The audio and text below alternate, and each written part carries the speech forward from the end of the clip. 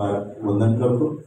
मंचावर उपस्थित Republican party of इंडियाचे महाराष्ट्र स्टेट प्रेसिडेंट दिनेश हनुमंतेजी, वैभव दबडगेजी, माझे सहकारी शशिकांत जाधवजी, मंचावर उपस्थित विष्णू विकास गायकवाडजी, या रायगडचे आणि रायगडचे ठाण्या वाघ म्हणून ज्यांना आपण ओळखतो ते जगदीशभाई गायकवाडजी, मंचावरचे सगळेच आज नवनिर्वाचित सगळे पदाधिकारी आहेत त्यांचं आणि इथे उपस्थित असणाऱ्या सर्व माझ्या मातांना, बंधूंना आणि भगिनींना राजरत्न आंबेडकरचा मानाचा जय भीम। आजचा हा उत्साह आणि जास्तीत जास्त तरुण मंडळींचा सहभाग हा बघताना मला असं वाटायला लागलं की काही लोकांनी काही वर्षापूर्वी पुस्तकं पण लिहिली होती की आंबेडकर चळवळ संपली, अशा आशयाची पुस्तकं लिहिली, अशा आशयाची भाषणं केली। पण आज मला त्यांना हे चित्र दाखवावंसं वाटतं की आंबेडकर चळवळ संपली नाही, आंबेडकर चळवळ तरुण झाली, आता ती एका तारुण्यामध्ये आलेली आहे, अशा पद्धतीने आजचं हे चित्र आज बघायला मिळत आहे। आज आपण रिपब्लिकन पार्टी ऑफ इंडिया, बघा नुसतं पक्ष उभं करत नाही होत आपण, हा पक्ष नाही, ही एक मुवमेंट म्हणून आपण उभी करत आहोत। आज ज्या पद्धतीने आमचं प्रतिनिधित्व शून्य होत चाललेलं आहे, बौद्धांची, अनुसूचित जातीची मतं कुठेतरी कुजवली जात आहेत आणि म्हणून या मतांचं रूपांतर सीटांमध्ये व्हावं, या मतांचं रूपांतर प्रतिनिधित्वामध्ये व्हावं याकरिता आज आम्ही तो स्टँड घेतलेला आहे। आणि म्हणून मला अनेक वेळा ऑफर होत्या की तुम्ही हा पक्ष काढा, तो पक्ष काढा, आमच्या पार्टीमध्ये या, आमच्या पार्टीमध्ये या, तुम्हाला राज्यसभा देतो, तुम्हाला MLCs देतो।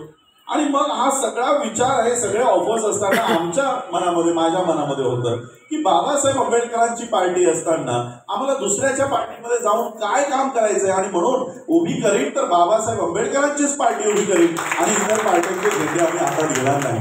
मला वाटतं सगळ्यात आधी 2010 साली जगदीशभाई गायकवाडांनी मला या ठिकाणी आमंत्रण दिलं होतं आणि 6 डिसेंबरला चैत्यभूमीला, शिवाजी पार्कला त्यांनी मला भाषण करण्याची पहिली संधी उपलब्ध करून दिली होती। आणि आजही माझं ते भाषण त्याच्यावर मी ठाम आहे। त्यावेळीसही मी सांगितलं होतं की हे ठिगळं लावलेली झेंडे आपल्या हातात घेण्यापेक्षा बाबासाहेबांनी दिलेला निळा झेंडा हा तुमच्या हातामध्ये घ्या।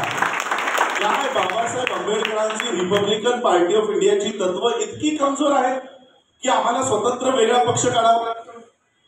काय बाबासाहेब आंबेडकरांनी ठरवून दिलेली धोरणं, रिपब्लिकन पार्टी ऑफ इंडिया, त्यांचे ऑब्जेक्टिव्ह एवढे कमजोर वाटले की आम्हाला एक नवीन पार्टी रजिस्टर करावी लागते, बाबासाहेबांच्या रिपब्लिकन नावापासून फारकत घ्यावी लागते? बाबासाहेब आंबेडकरांची तत्व आज संपूर्ण जग मान्य करतोय आणि आम्ही बाबासाहेबांनी दिलेलं हे नाव सोडत चाललेलो। बाबासाहेबांनी दिलेल्या पक्षाचं नाव काय आहे? Republican party of India. इंग्लिशमध्ये बाबासाहेब आंबेडकरांनी त्यांच्या जीवनात जितकेही संघटना काढल्या, या इंग्रजी भाषेमध्ये बाबासाहेबांनी त्या संघटना काढल्या। या रिपब्लिकन पार्टी ऑफ इंडियाचं बघा, आज आपण बाबासाहेबांची तत्व सोडतोय, आम्ही आमच्या पक्षाची नावं बदलतोय, पक्षाचे झेंडे बदलतोय, आणि त्याच बाबासाहेब आंबेडकरांचं तत्व कोण उचलत आहे? बाबासाहेब आंबेडकरांनी जो धम्म स्वीकारला त्या धम्माचं प्रतीक काय आहे? काय आहे धम्माचं प्रतीक? कमळ हे बुद्ध धम्माचं एक प्रतीक आहे। ते चिन्ह कोण घेत आहे? बीजेपी। म्हणजे बाबासाहेबांनी ठरवून दिलेले तत्व कोण उचलतंय? बीजेपी। आणि आम्ही सोडून चाललेलो आहोत। आणि म्हणून आम्हाला आज बाबासाहेबांच्या पक्षाचं नाव, हे नावही जर याचं मराठीत रूपांतर करा, रिपब्लिक, आपण 26 जानेवारीला रिपब्लिक डे साजरा करतो ना, मराठीत काय म्हणता या दिवसाला? प्रजासत्ताक दिन। म्हणजे रिपब्लिकचा अर्थ काय होतो? प्रजा। प्रजा, प्रजेला दुसरा शब्द काय आहे? प्रजेचा दुसरा शब्द काय आहे? जनता। रिपब्लिकचा अर्थ काय झाला? जनता। पार्टीचा मराठी, पक्ष, इंडियाचा मराठी। आता या तिन्ही शब्दांना जोडा, भारतीय जनता पक्ष। म्हणजे ज्या रिपब्लिकन पार्टी ऑफ इंडिया पासून तुम्ही फारकत घेताय, त्याच रिपब्लिकन पार्टीचं मराठीत रूपांतर करून ती लोक सत्तेत जात आहे, या देशाचं सत्ताधारी होत आहे। बाबासाहेब आंबेडकरांची तत्व ते स्वीकारतायत आणि आम्ही बाबासाहेबांची तत्व त्याच्यापासून लांब लांब होत चाललो। कमळ त्यांनी घेतला, कमळ आमचा, आमचा कमळ ते चोरून घेऊन गेले, आमची पार्टी ते चोरून घेऊन गेले.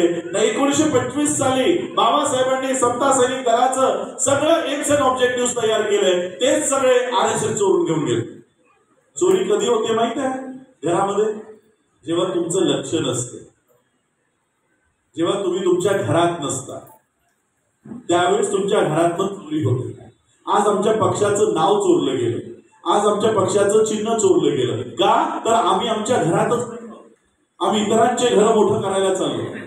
आणि म्हणून मी 2024 पर्यंत, या काही लोकांना वाटत असेल हा अचानक 2 महिन्यात आला.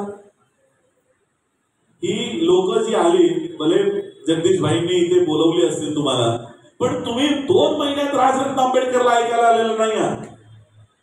मागच्या 10 वर्षापासून मी संपूर्ण भारतामध्ये, आज जशी तुमच्या इकडे गर्दी आहे, काल सोलापूरमध्ये मी होतो, मोहोळमध्ये होतो, तिथे तुडुंब गर्दी होती.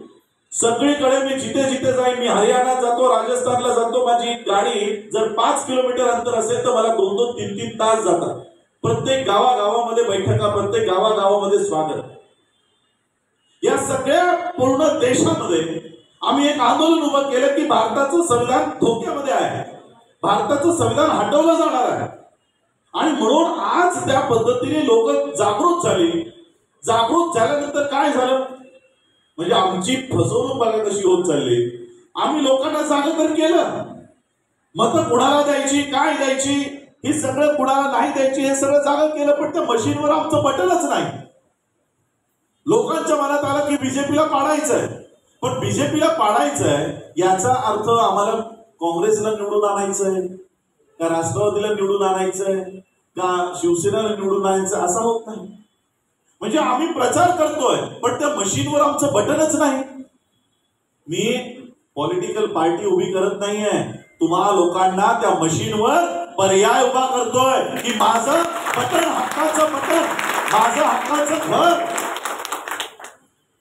मी मुंबईच्या एका सभेमध्ये, भारतीय बौद्ध महासभेचा कार्यक्रम होता, सगळं एक्सप्लेन केलं की काय पार्टी, कसं काम चाललंय. मला लोकांनी येऊन खाली विचारलं, तुमचं भाषण अप्रतिम होतं, सगळं आम्हाला पटलं, आम्हाला सांगा आमचा पर्याय काय, आम्ही कुणाकडे जायचं, या पार्ट्यांमधनं आमची पार्टी कोणती.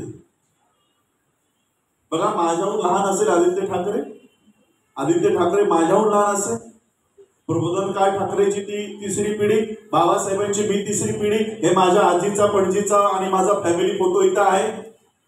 फॅमिली फोटो, ते माझे सख्खे आजोबा इथे कोपऱ्यात बसलेले आहेत.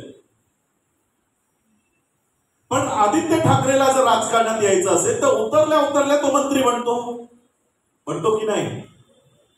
आणि मला जर राजकारणात यायचं असेल तर मला काय सांगितलं जातं, कोणता मला आरपीआय ए मध्ये जाणार की आरपीआय गवईमध्ये जाणार की आरपीआय कवाडेमध्ये जाणार, माझ्यासमोर काय चित्र उभं करून ठेवलं. हा माझा प्रश्न नाहीये, या संबंध तरुणांचा प्रश्न आहे की माझी पार्टी कोणती, या सगळ्या पार्ट्यांमधली माझी पार्टी कोणती. आणि म्हणून तुम्हा लोकांना काही लोक सांगतील की अजून एक गट तयार झाला, अजून एक गट तयार झाला. लक्षात घ्या, आरपीआय आता गटमुक्त होतोय. मी गट उभा करत नाही, पर्याय उभा करतोय.